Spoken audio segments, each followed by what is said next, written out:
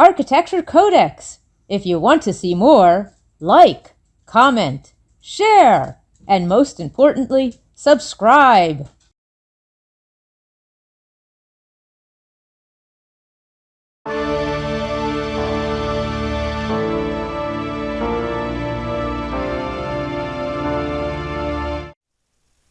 The word civilization has an inherent bias in it, as its origin is the Latin word for city, civitas.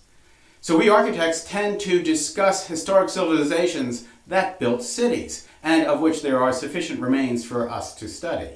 And yet many cultures were not city builders, often because they were nomadic, and yet they developed elaborate heritage with language, song, dance, costume, and art. But you probably do not want to hear me chant ancient African cock oil songs. I'm an architect, not a singer. Chichen Itza is one of the greatest building achievements of the Mayan culture, and just one of the cultures of Central and South America that built stone cities. It is particularly noteworthy because their ancestors walked away from the Eastern Hemisphere tens of thousands of years ago, prior to the development of the wheel and iron metallurgy. They likely built their cities using just ramps, sleds, and perhaps log rollers.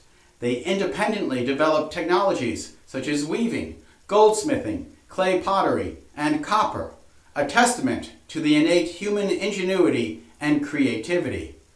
But it is particularly interesting to note that humankind found a way to survive in every climate on the face of the earth using nothing more than stone, sticks, animal bones, animal skins, and fire.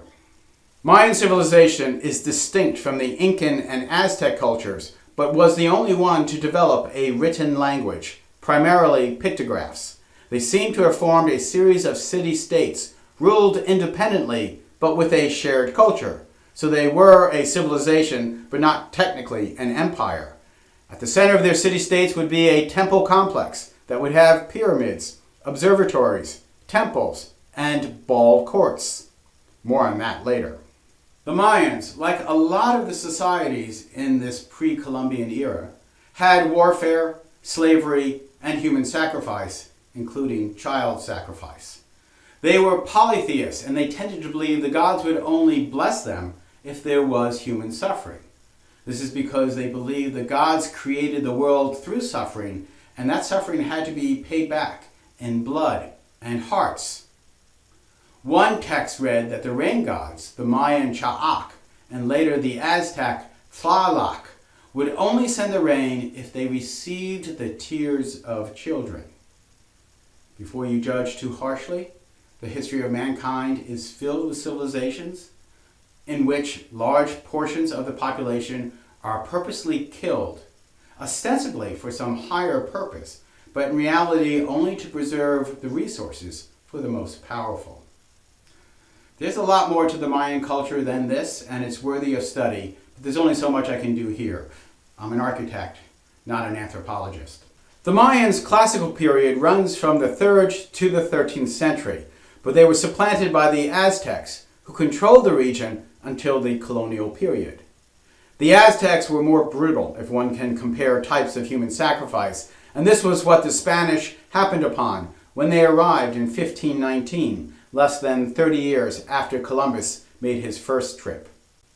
This is a case of two distinctly different cultures clashing when they come together, and the result is rarely harmonious.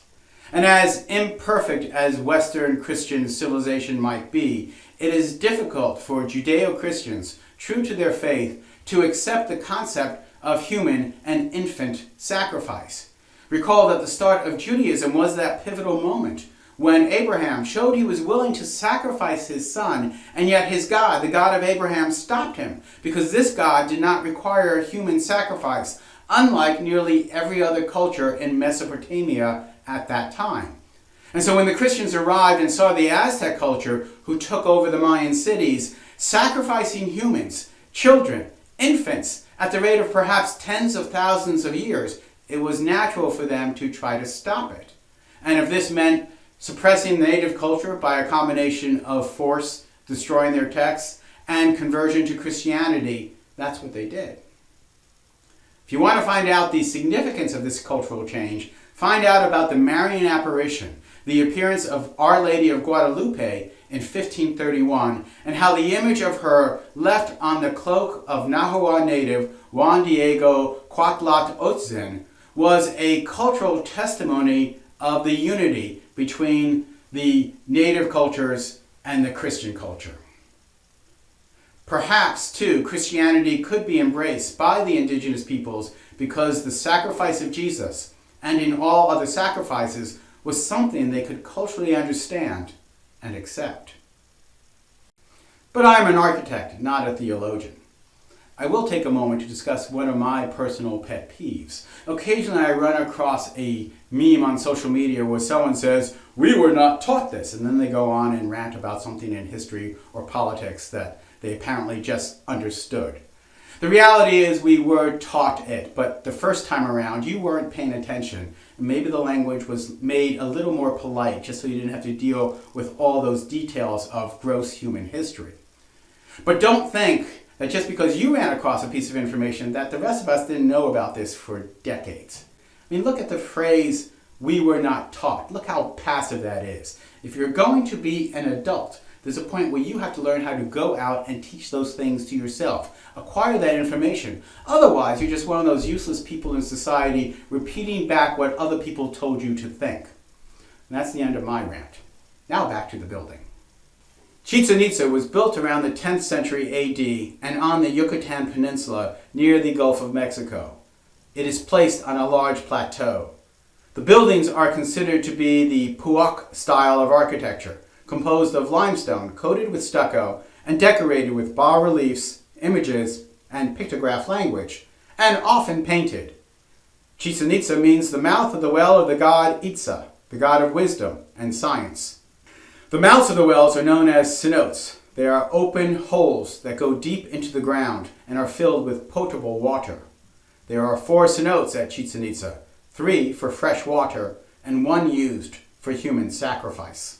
At the sacrificial well, apparently children were laden down with heavy weights and dropped into the water to slowly drown, their tears and their suffering being what the gods wanted.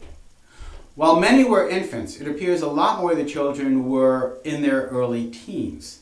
It is almost as if the society decided to judge at that moment who was going to be useful and not useful to their civilization, and perhaps the non-useful ones were sacrificed to the gods. The Mayans did not appear to behead or sacrifice any humans on the temple itself. This apparently was something that the Aztecs did once they took over the temples. The city was built by cutting through the thick rainforest, pronounced jungle, and some food was grown locally, but not enough for this bustling city. Like ancient Rome, Chichen Itza could not produce all it needed, so it relied heavily on a nearby Gulf port. The tallest building is the Temple of Kukulkan, the feathered dragon, the same god as the Aztec Quetzalcoatl, who is the god of wind and water associated with the planet Venus. This is a god of immense power. The temple pyramid is 98 feet high and was built over a smaller pyramid. This was not uncommon for the society. Basically, building back bigger was Mayan urban renewal. There are 4 sets of 91 steps to the top platform, which in essence is the 365th step, equal to the number of days in the Mayan calendar and our calendar as well. On the equinoxes, the spring and fall days, where the hours of daylight equal the hours of dark, the undulating body of the serpent god is illuminated, indicating interaction between the earthly temple and the powerful elements of the heavens. Regular viewers of Architecture Codex are probably very familiar with my theory on how transcendent space is created. Transcendent spaces being those spaces which we create in order to encounter God. And how these transcendent spaces are created across all forms of faith, society, civilizations, geographies, and time periods. It is done through the manipulation of 3 things: the manipulation of light, loft, and craft. At Chichen Itza, the loftiness of the pyramid is obvious, as is the craft, with all the stucco pictographs decorating all the buildings. But the manipulation of light is different from the stained glass of Gothic churches or the protective dark interiors of Egyptian temples. Here, the manipulation of light is reserved only for the priest who ascends the temple, transcending from the thick, dark cover of the jungle world on the ground to emerge at a place above the tree line to experience the wide open sky, the light of the blue sky enveloping on all sides. There's also a temple called the Observatory nearby on the campus. This building helps track celestial events, including the path of Venus, which repeats every 8 years. Venus, the morning star, is the most visible of the planets. Planets did not twinkle like stars, and they moved differently through the night sky apart from the stars and the moon. Here again we see a culture very observant of the heavens as a means to measure progress on Earth and perhaps to impose a schedule for agriculture and ritual. Both Stonehenge, which was started about 3000 BC, and this temple were developed long after the split of Eastern and Western human populations. So this represents another polygenesis, an example of technology or ideas developed independently. I have not found a lot of scholarship on the Mayan culture that reflects this Venus sequence. Perhaps it is like the ancient Hebrews, who, according to their lunar calendar, would have a Sabbath year every 7th year in which there would be no agriculture and debts would be forgiven. And maybe the Mayans, using the interaction of the Venus sequence, had similar traditions. I don't know. I'm an architect, not an astronomer. Speculation on how one builds buildings that interact with the heavens abound.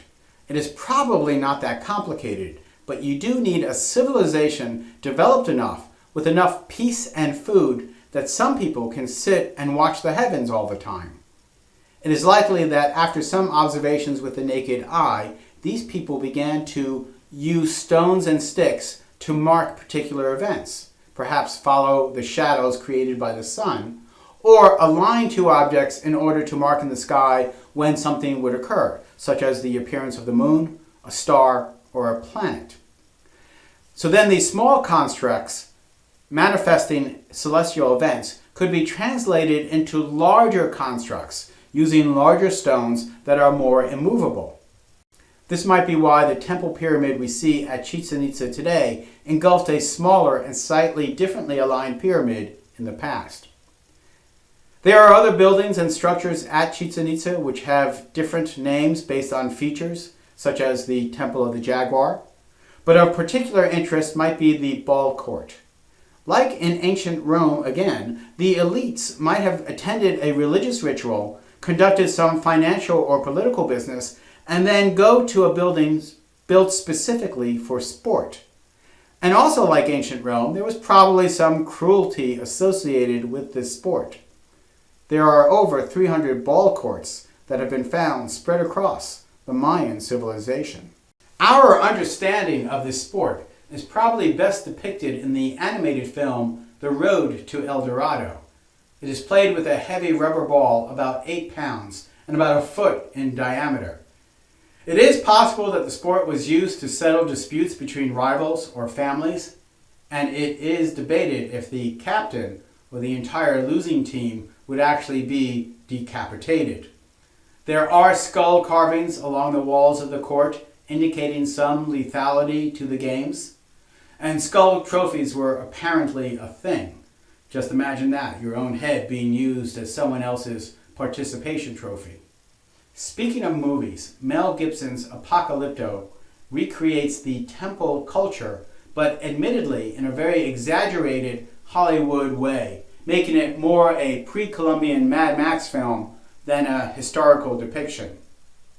One should consider it is simply an action-adventure story. Happy country family guy abducted by evil, violent city dwellers.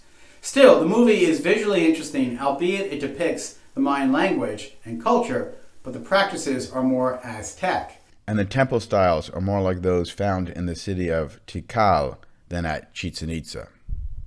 But still, costuming and makeup are drawn from the Mayan sculpture and their books, although the creators admitted modifying them to give clues to characters to a 21st century audience. But I am an architect, not a movie critic. But what I find particularly intriguing about Chichen Itza is it demonstrates the universality of human intellect and human expression.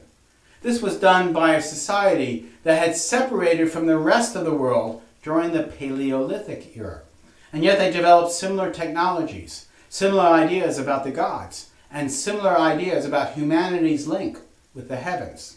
And to affirm and solidify that belief, they built cities of stone. I like that because I am an architect. I'm Michael Molinelli, and this is Architecture CodeX.